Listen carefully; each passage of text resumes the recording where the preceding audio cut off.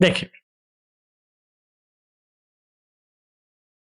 तो हमने सेक्शन 9 पूरा कंप्लीट कर लिया था। आज हम क्या पढ़ने वाले हैं, हम लोग वही the provision of offenders act 1958 का हम लोग पढ़ने वाले हैं सेक्शन 10।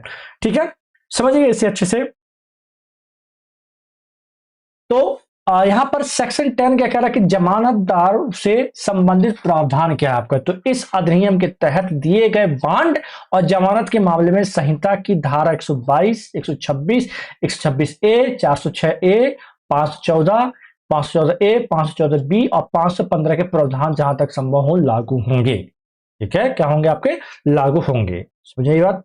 तो मतलब यहां पर कहना क्या चाहता है, तो हमें ये धारा क्या कहती है, धारा में क्या, जब किसी अपराधी को इस अधिनियम मतलब आपका प्रोबेशन एक्ट के तहत बॉन्ड भरवा के या जमानतदार द्वारा क्या छोड़ा जाता है, तो उस बॉन्ड और जमानतदार पर वही नियम लागू होंगे जो समान तौर पर जो आपराधिक मामलों में जो कहा रहते हैं आपको, जो कि आपको पता है दंड प्रक्रिया संहिता जो कि सीआरपीसी है, जो कि अभी चेंज हो चुका है बीएनएसएस में। ठीक है, तो अभी मैं सीआरपीसी के अकॉर्डिंग बता रहा हूं, ठीक है, याद रखिएगा। ठीक है, तो इसका मतलब क्या होगा कि अगर कोई व्यक्ति बॉन्ड की शर्तों को तोड़ देता है, क्या करता है, अगर कोई व्यक्ति बॉन्ड की शर्तों को तोड़ देता है तो उसके खिलाफ वही कार्रवाई होगी जो सीआरपीसी में बताई गई है। ठीक है, अगर जमानतदार अपनी जिम्मेदारी पूरी नहीं करता तो उससे क्या है, वो जमानतदार का जुर्माना वसूला जाएगा। क्या किया जाएगा, जुर्माना वसूला जाएगा। कोर्ट को यह अधिकार रहेगा वह बॉन्ड जब्त कर सके, जमानतदार से वो जुर्माना वसूल कर सके, और जो भी सीआरपीसी में कोई और भी कह सकते हैं कि आपका तो दंड प्रक्रिया है उस पर कार्रवाई कर सके, किसके आपका, तो आपके कोर्ट के ऊपर पावर रहती है। ठीक है, तो मैंने क्या बोला कि श्योरिटी जो जमानतदार होता है उस व्यक्ति को कहते हैं जो किसी दूसरे व्यक्ति की जिम्मेदारी लेता है। जैसे जमानतदार बॉन्ड एक कानूनी लिखित वादा होता है कि मैं इस व्यक्ति क्या करता हूं, मैं जिम्मेदारी लेता हूं। तो इसका इस धारा का सीधा मतलब क्या है, जो आपका धारा कौन सी आपकी, तो 10 का मतलब क्या है कि इस नए कानून के लिए अलग से जमानत या गारंटी के नियम बनाने के बजाय सरकार पुराने जो भी आपराधिक कानून चल रही है आपको कौन सी कोर्ट के नियमों के तहत क्या करेगी, इस्तेमाल करेगी, जो सीआरपीसी चल रही है। ठीक है, जमानत जब्त होने में मतलब क्या होता है यहाँ पास, तो अगर कोई व्यक्ति अपनी शर्त तोड़ता है तो उसकी जमानत क्या हो जाती है, राशि कैसे जब्त की जाएगी वह उन धाराओं में क्या होता है, सम्मिलित रहती है। ठीक है, अगर कोई जमानतदार अपनी जिम्मेदारी वापस लेना चाहता है कि भैया मैं इसे नहीं कर पाऊँ, क्या करूंगा, मैं इसका जिम्मेदारी नहीं ले पाऊंगा क्योंकि ये व्यक्ति मुझे नहीं पता क्या कर देगा, मैं गलती से जमानत ले लिया था, अब मैं नहीं ले सकता। तो उसके लिए भी प्रक्रिया है, उसके लिए क्या है कि तुम उसे जुर्माना लगाया जाएगा कि तुमने पहले क्यों लिया इसकी जमानत। ठीक है, यदि जमानत देने वाले व्यक्ति की मृत्यु हो जाती है या वह कंगाल हो जाता है तो नए जमानतदार की मांग कैसे की जाएगी, यह भी इन धाराओं में आपको मिल जाएगा। ठीक है, किसमें, आपका सेक्शन 10 में। बात क्लियर है, तो याद रखिएगा यह धारा कौन, सेक्शन 10 का एक प्रकार का ब्रिज है, मतलब ब्रिज मतलब पुल की तरह है, जो इस खास कानून को देश के मुख्य जो आपराधिक प्रक्रिया कानून से क्या करता है, जोड़ता है, और जमानत और जो कि आपके प्रक्रियाओं के भ्रम में ना रहे इसलिए इसे समझाता है सेक्शन 10 को। ठीक है, चल आइए जरा आगे।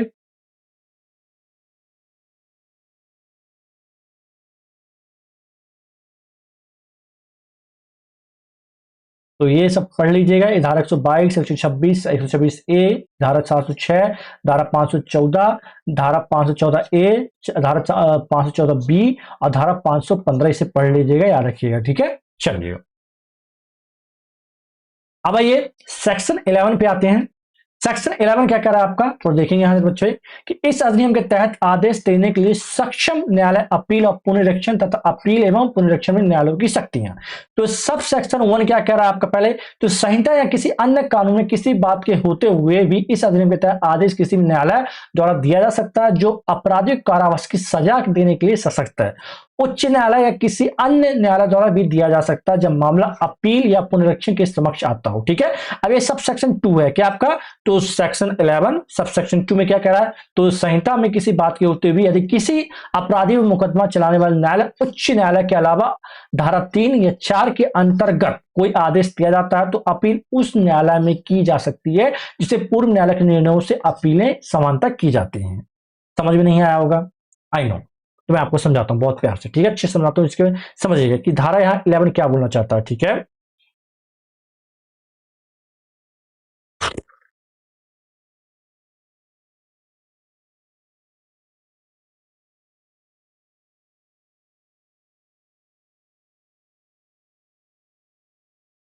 देखिए पहले से अच्छे सिंपल में समझिए, सिंपल में समझिए से, मतलब उपधारा एक क्या कहना चाहता है आपका, उपधारा एक मतलब सब सेक्शन 1 का मतलब क्या है आपका, तो जो भी अदालत किसी व्यक्ति को जेल की सजा दे सकती है, जो भी अदालत किसी व्यक्ति को जेल की सजा दे सकती है, वही अदालत उसे, अब वही अदालत उसे प्रोबेशन एक्ट के तहत रिहा करने का भी आदेश दे सकती है। मतलब उसने क्या किया, जेल भेजा वही उसी अदालत ने, और वही अदालत उसे क्या कर सकती है, प्रोबेशन एक्ट के तहत क्या कर रिहा करने के भी आदेश जारी कर सकती है। इसे में प्रोबेशन पीरियड रखा जाता है। अगर मामला अपील या रिवीजन में हाई कोर्ट या किसी अन्य उच्च न्यायालय के पास जाता है तो वह भी इस अधिनियम के तहत आदेश दे सकता है। मतलब यानी ट्रायल कोर्ट, एपलेट कोर्ट और हाई कोर्ट सभी की शक्ति है कि अगर उन्होंने सजा दे दी है तो उन्हें प्रोबेशन एक्ट के तहत रिहा भी कर सकते हैं।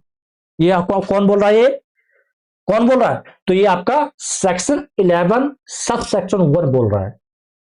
ये जो ट्रायल कोर्ट होते हैं, ठीक है, और जो एपलेट कोर्ट होते हैं और जो हाई कोर्ट होते हैं, ये सभी अगर सजा दे भी दिए हैं तो यही प्रोबेशन एक्ट के तहत उन्हें रिहा कर सकते हैं। इस चीज क्या रखिएगा, तीनों ही, ठीक है।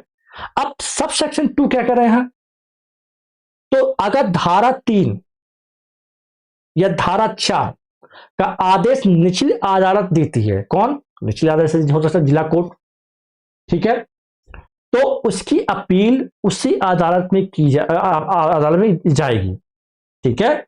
मतलब अगर कोई धारा 3 और धारा 4 का आदेश निचली अदालत देती है तो उसकी अपील कहां जाएगी, तो उसी अदालत में जाएगी, और जहां उसकी सजा के खिलाफ समानता अपील जाती है, ठीक है। समझ आई बात। उदाहरण, जेएमएफएस एफसी ने आदेश दिया तो अपील कहां जाएगी, सेशन कोर्ट में जाएगी, कहां जाएगी आपकी, तो सेशन कोर्ट में जाएगी। इस चीज को याद रखिएगा, ठीक है। समझे आई कि नहीं बात, ठीक। तो सेक्शन 11 की जो आपके जो सब सेक्शन 1 और सब सेक्शन 2 है, ये क्या कहते हैं कि कौन सा जज फैसला सुना सकता है, कौन सा जज फैसला सुना सकता है, और आप फैसले से खुश नहीं हैं तो कहां जा सकते हैं, ठीक है। ये आपको कौन बता रहा है आपका, तो सेक्शन 10 बता रहा है। तो आदेश कौन दे सकता है, तो कोई भी अदालत जो आपराधिक सजा देने की ताकत रखती है, क्या करती है, कोई भी न्यायालय, आप चाहे जिला कोर्ट कह लीजिए, चाहे आप एपलेट कोर्ट कह लीजिए, चाहे आपके सेशन कुछ भी कह लीजिए, ठीक है, तो कोई भी अदालत जो आपराधिक सजा देने की ताकत रखती है वह इस अधिनियम के तहत परिवीक्षा मतलब प्रोबेशन या वार्निंग चेतावनी का भी लाभ दे सकती है। यह शक्ति केवल ट्रायल कोर्ट मतलब निचली अदालत तक सीमित नहीं है।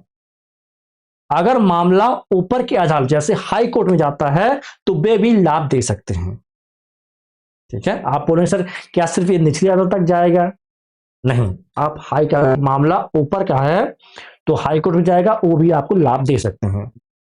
अब इसकी अपील कहां होगी, यदि किसी निचली अदालत ने धारा 3 मतलब वार्निंग डांट फटकार कर छोड़ दिया या धारा 4 परिवीक्षा पर छोड़ दिया के तहत कोई आदेश दिया है और आप उससे सहमत असहमत मतलब सहमत नहीं है, तो आप उसी कोर्ट में अपील करेंगे, उसी कोर्ट में, इसमें उसी कोर्ट में जहां उस जज के आपराधिक फैसलों की अपील होती है, ठीक है। अगर मजिस्ट्रेट ने आदेश दिया है तो अपील कहां होगी, सेशन कोर्ट मतलब सत्र न्यायालय में होगी, ठीक है। चलो इतनी बात समझ में आई क्या, इतनी बात समझ में आई क्या नहीं आई, बताइए बच्चों, इतनी बात समझ में आई क्या नहीं आई, ये बता दें।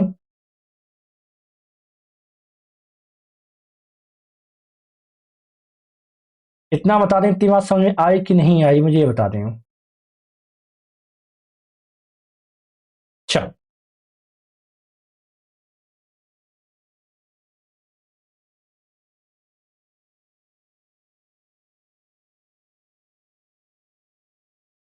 चलो कोई बात नहीं, आइए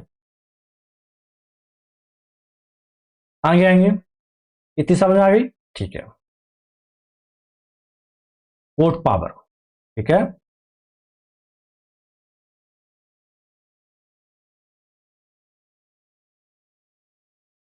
न्यायालय की शक्तियां,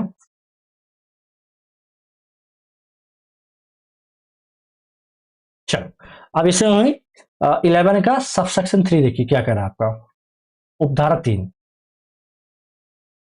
यदि किसी मामले में 21 वर्ष से कम आयु का कोई व्यक्ति किसी अपराध का दोषी पाया जाता है, क्या बोला मैंने, 21 वर्ष से कम आयु का कोई भी व्यक्ति किसी अपराध का दोषी पाया जाता है और जिस न्यायालय से दोषी पाया हुआ है धारा 3 या 4 के तहत उसके साथ कार्रवाई करने से इनकार करता है और उसके विरुद्ध कारावास की सजा जुर्माने से या बिना जुर्माने के सुनाता है और जिसके विरुद्ध कोई अपील नहीं की जा सकती है, नहीं की जाती है, तो संहिता किसी अन्य कानून हित किसी भी बात के बावजूद जिस न्यायालय पूर्व न्यायालय की सजाओं के विरुद्ध समानता अपील की जाती हुआ है तो स्वयं दोषी व्यक्ति या परिवीक्षा अधिकारी द्वारा किए गए आवेदन मामले के अभिलेख को मंगाकर उसकी जांच कर सकता है और उस पर ऐसा आदेश पारित कर सकता है जैसा वह उचित समझे, जैसा कि वह उचित समझे, ठीक है।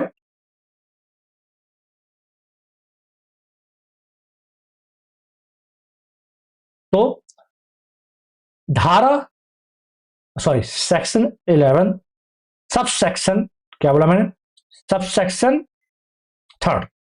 अब यहां पर सब सेक्शन 3 क्या कहना चाहते हैं कि बहुत सिंपल से समझिए अच्छे से, कि इस धारा में किसको आपका जोर दिया गया है, तो जोर दिया गया 21 वर्ष से कम, मतलब यह उपधारा युवा मतलब 21 वर्ष से कम को विशेष सुरक्षा देती है, ठीक है।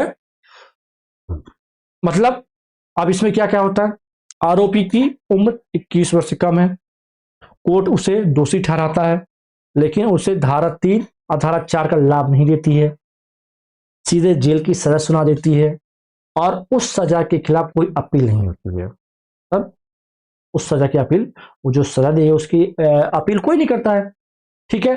तब क्या होगा, तब ऊपर वाली अपीलीय अदालत खुद, मतलब जो ऊपर वाली अपीलीय अदालत खुद रिकॉर्ड मंगा सकती है, केस की जांच कर सकती है, सजा बदल सकती है, प्रोबेशन का लाभ दे सकती है, भले ही कोई अपील दायर न की गई हो। याद रखिएगा इस चीज का, ये बहुत इंपॉर्टेंट है, इस चीज को याद रखिएगा, ये बहुत ही इंपॉर्टेंट है, ठीक है। जिसे हम लोग जब कोई अपीलीय न्यायालय स्वयं हस्तक्षेप करता है तो उसे क्या बोलते हैं, सुओ मोटो, क्या बोलते हैं, जब कोई अपीलीय अदालत खुद हस्तक्षेप करती है, ठीक है, तो उसे बोलते हैं हम लोग सुओ मोटू, सुओ मोटू। समझ में आया कि नहीं है, लिख दूं क्या,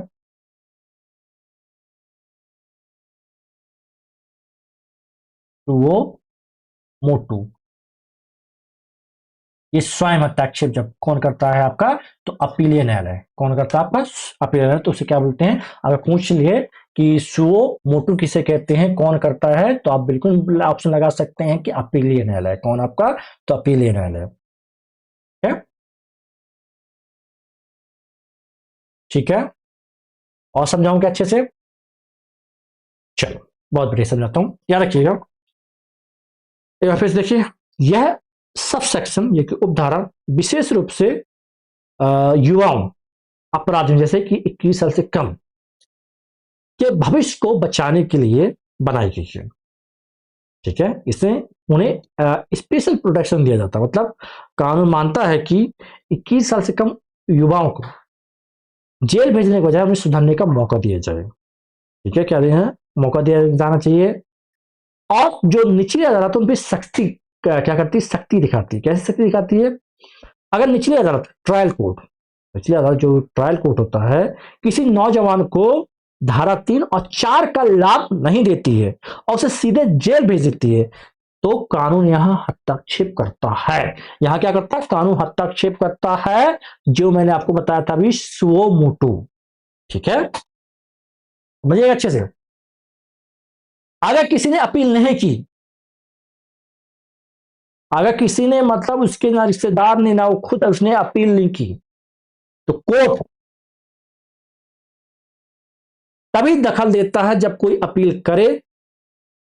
ठीक है, आपको पता होगा, ये याद रखिएगा। आपको पता है, अगर जिला कोर्ट में आपको सजा हो गई, अगर आप अपील नहीं करते हैं तो आपको उस केस को कोई नहीं उठाएगा। लेकिन यहां ऐसा नहीं है। समानता जो कोर्ट होती है कभी दखल नहीं देती, जब कोई अपील करे तब वो दखल देती है। लेकिन यहां ऊपरी अदालत जो एपलेट कोर्ट होती है खुद से मामला उठा सकती है। जी हम लोग क्या कहते हैं? सुओ मोटो कहते हैं। ठीक है,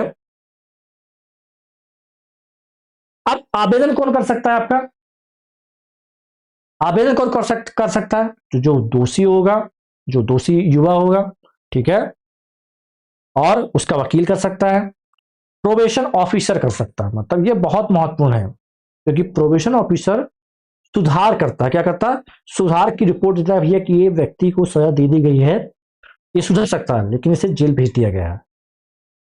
तो आवेदन कौन कर दिया? पीओ कर दिया। ठीक है, मान लो उदाहरण के लिए, यदि एक 19 साल के लड़के को, इस क्या बोला मैंने, एक 19 साल के लड़के को मजिस्ट्रेट ने छोटी मोटी चोरी में जेल भेज दिया और उसने डर या गरीबी के कारण अपील नहीं की। डर, अब बोलेगा अपील करूंगा फिर ऊपर कोर्ट जाएगा, यार वहां खर्चा वकील ये करना पड़ेगा, वो करना पड़ेगा, बेचारे अपील नहीं की, तो क्या होगा? तो सेशन कोर्ट होती है, जो ऊपरी अदालत होती है, अपीलीय न्यायालय होती है, उस मामले की फाइल खुद मंगवा सकता है और उसे जेल से निकालकर प्रोबेशन मतलब सुधार गृह या घर भेज सकता है। इतनी बात की होगी। ठीक है, आओ,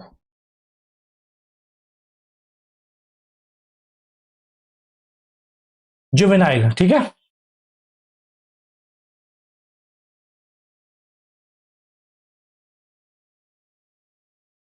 दोषी पाया व्यक्ति, न्यायालय का निर्णय, अपील का अधिकार, न्यायालय का आदेश। अब आए इसी के अंतर्गत सेक्शन 11 सब सेक्शन 4 में क्या कह रहा है? तो जब किसी अपराध के संबंध में धारा 3 या धारा 4 के तहत कोई आदेश दिया गया हो, तो अपीली न्यायालय या उच्च न्यायालय अपनी पुनरीक्षण शक्ति का प्रयोग करते हुए ऐसे आदेश को रद्द या कैंसिल कर सकता है और उसके स्थान पर और कानून के अनुसार उस अपराधी को सजा सुना सकता है। लेकिन शर्त क्या होगी? अपीली न्यायालय या पुनरीक्षण न्यायालय में उच्च न्यायालय उस न्यायालय द्वारा दी जा सकने वाली सजा से अधिक सजा नहीं देगा जिसने अपराधी को दोषी पाया था। ठीक है, मतलब जो अभी समझाता हूं, अच्छे समझाता हूं, बहुत ही प्यार से समझाता हूं, बस आप लोग बने रहिएगा, कहीं जाइए मत। मैं आपको एक चीज समझाऊंगा बहुत प्यार से, इसके बाद। ठीक है, देखिए अब ये किसका पार्ट है आपका? तो ये आपके सेक्शन 11 के ही पार्ट है। किसका? आपका सेक्शन 11 का ही पार्ट है। ठीक है, इस चीज को याद रखिए। ठीक है, तो यहां पर ट्रायल कोर्ट ने आरोपी को धारा 3 या धारा 4 का लाभ दे दिया, लेकिन मामला अपील या रिवीजन में गया, तब क्या हो सकता है? तो अपीली अदालत या हाई कोर्ट, अपीली अदालत या हाई कोर्ट प्रोबेशन वाला आदेश रद्द कर सकती है और उसकी जगह कानून के अनुसार सजा दे सकती है। लेकिन वह सजा उतनी ही वह सजा उतनी ही होगी जितनी ट्रायल कोर्ट दे सकता था। उससे ज्यादा कठोर सजा नहीं दिया जा सकता है। ठीक है,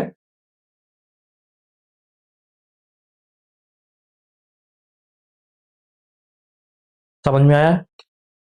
नहीं आया? देखिए, यह उपधारा 4 ऊपरी अदालतों जैसे सेशन कोर्ट, हाई कोर्ट को शक्ति देती है कि जो निचली अदालत है द्वारा दिए गए नरमी के फैसलों की समीक्षा कर सकते हैं, मतलब रिव्यू कर सकते हैं, जिसमें नरमी दिखाई गई है। क्या दिखाई गई, नरमी दिखाई गई, धारा 3 के अंतर्गत छोड़ दिया गया, उसे क्या कर दिया गया, छोड़ दिया गया। ठीक है, क्लियर। तो अब जो आपका सेशन कोर्ट है, हाई कोर्ट क्या कर उनके पास क्या सकती है, वो आदेश को रद्द कर सकते हैं। मतलब यदि अदालत ने किसी अपराधी को केवल चेतावनी मतलब धारा 3 के देकर या प्रोबेशन धारा 4 पर छोड़ दिया है और ऊपरी अदालत को लगता है कि अपराध गंभीर था, उसे जेल होनी चाहिए थी, तो ऊपरी अदालत उस नरमी वाले आदेश को कैंसिल कर सकती है, रद्द कर सकती है। क्या कर सकती है, कैंसिल कर सकती है, रद्द कर सकती है। ठीक है, आदेश रद्द करने के बाद ऊपरी अदालत उस व्यक्ति को जेल की सजा सुना सकती है। लेकिन सबसे महत्वपूर्ण याद रखिए, बड़ा पॉइंट, ऊपरी अदालत अपनी मर्जी से बहुत भारी सजा नहीं दे सकती है, वह अधिकतम उतनी ही सजा दे सकती है जितनी सजा देने का अधिकार उस निचली अदालत के मतलब ट्रायल कोर्ट के पास था जिसने मामले की सुनवाई की थी। मतलब समझिएगा, यदि मामला एक मजिस्ट्रेट के पास था, किसके पास, आगे अगर मामला मजिस्ट्रेट के पास था जो अधिकतम 3 साल की सजा दे सकता था, अधिकतम 3 साल की सजा दे सकता है आपका जो मजिस्ट्रेट के पास था, तो हाई कोर्ट भी इस धारा के तहत उसे 3 साल से ज्यादा की सजा नहीं सुना पाएगा, चाहे उसकी नजरों में यह गंभीर अपराध क्यों ना हो। ठीक है, चलो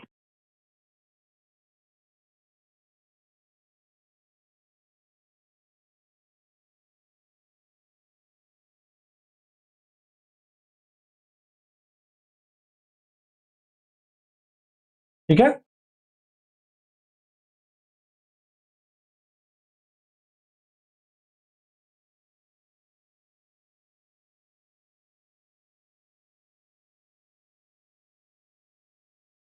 इतनी बात समझ आ रही बच्चों मेरे, इतनी बात समझ में आई क्या, बताएं, इतनी चीज क्लियर हुई क्यों नहीं हुई आपको, ये बता दो।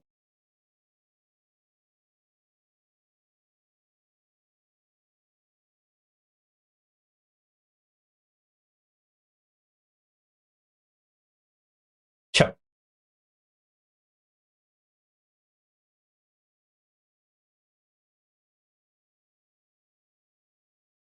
इतनी बात क्लियर हुई, मैं आगे बढ़ूं क्या, किसी कुछ पूछा तो नहीं है, कोई कंफ्यूजन तो नहीं है किसी कोई कंफ्यूजन वगैरह हो तो बता दें मुझे, अभी इसी वक्त नहीं है। चलो तो आओ 12 में आओ, सेक्शन 12 क्या कह रहा है आपका, सेक्शन 12 क्या कहना चाहता है इसे देख लीजिए आप। तो दोष सिद्धि से जुड़ी अयोग्यता को हटाना, मतलब किसी अन्य कानून में किसी बात की होती हुई भी धारा 3, 4 के प्रावधानों के तहत किसी अपराध का दोषी पाए जाने वाले उसके साथ कार्रवाई किए जाने वाले व्यक्ति को ऐसे कानून के तहत किसी अपराध के लिए दोष सिद्धि से जुड़ी कोई अयोग्यता नहीं भुगतनी पड़ेगी, बशर्ते कि इस धारा में कोई भी बात ऐसे व्यक्ति पर लागू नहीं होगी जिसे धारा 4 के तहत रिहा किए जाने के बाद उसे मूल अपराध के लिए सजा सुनाई जाती है। ठीक है, समझिए, इसे बहुत प्यार समझाता हूं आपको। ठीक है, अब यहां पर धारा 12 क्या कहना चाहता है उसे समझिएगा। ठीक है,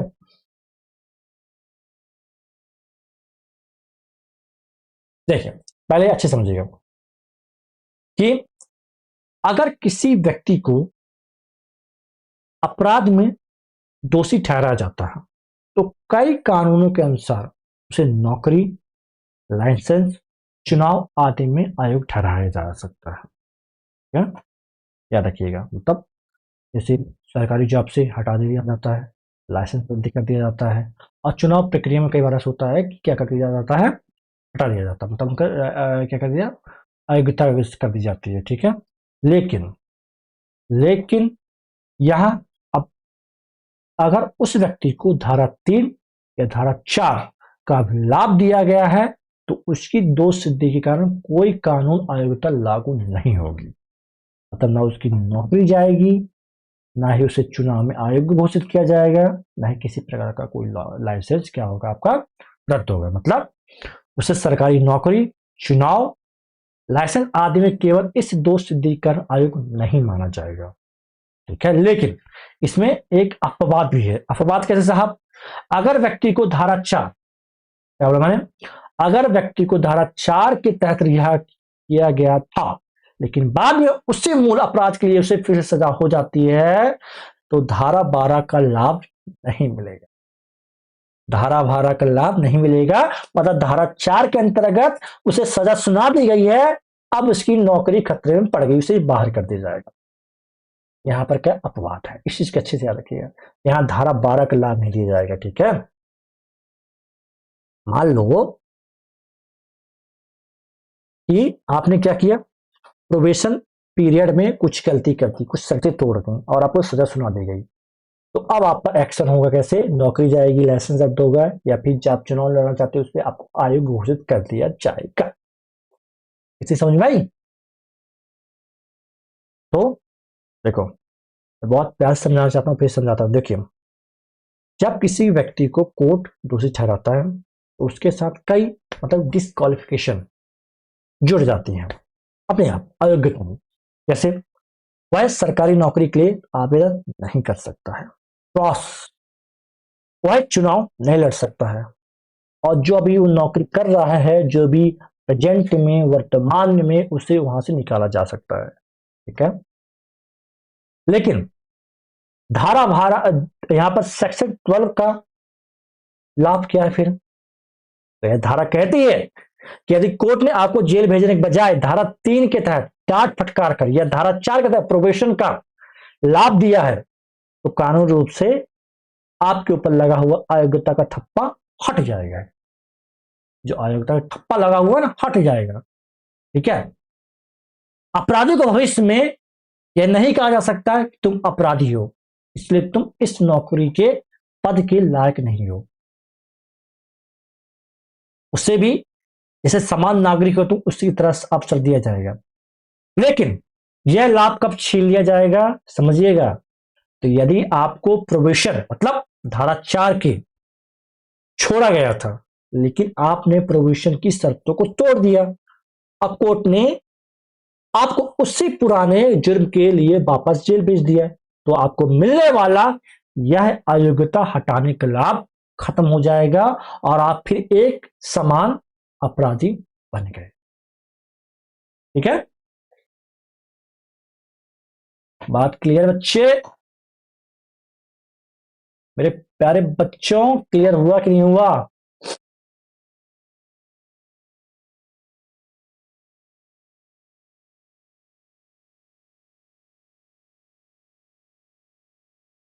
पर्सन फाउंड गिल्टी,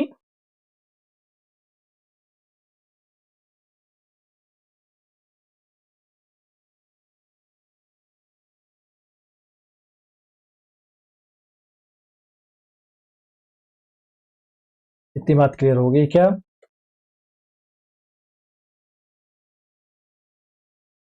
इतनी बात क्लियर होगी क्या?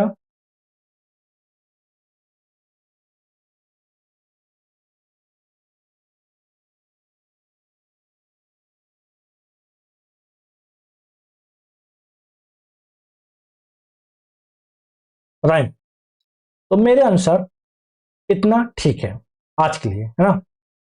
क्योंकि हम्म, अभी इसमें इतना तक कोई समस्या नहीं है आपको। थोड़ा कमेंट कर दीजिए मेरे प्यारे बच्चों, थोड़ा मैं देख लूँ कि आप लोगों को समझ में आया कि नहीं आया। थोड़ा कमेंट कर देंगे तो मुझे भी थोड़ा लगेगा, अच्छा लगेगा कि हाँ आपको समझ में आ रहा है, ठीक है। तो कोई डाउट तो नहीं है? कोई डाउट तो बता दीजिए, डाउट पर कुछ भी हो तो मुझे बता सकते हैं आप लोग। कोई डाउट? अभी तक मैंने जितना बताया पढ़ाया, कोई इसमें डाउट आपको है कि नहीं है, मुझे ये बता दीजिए आप लोग।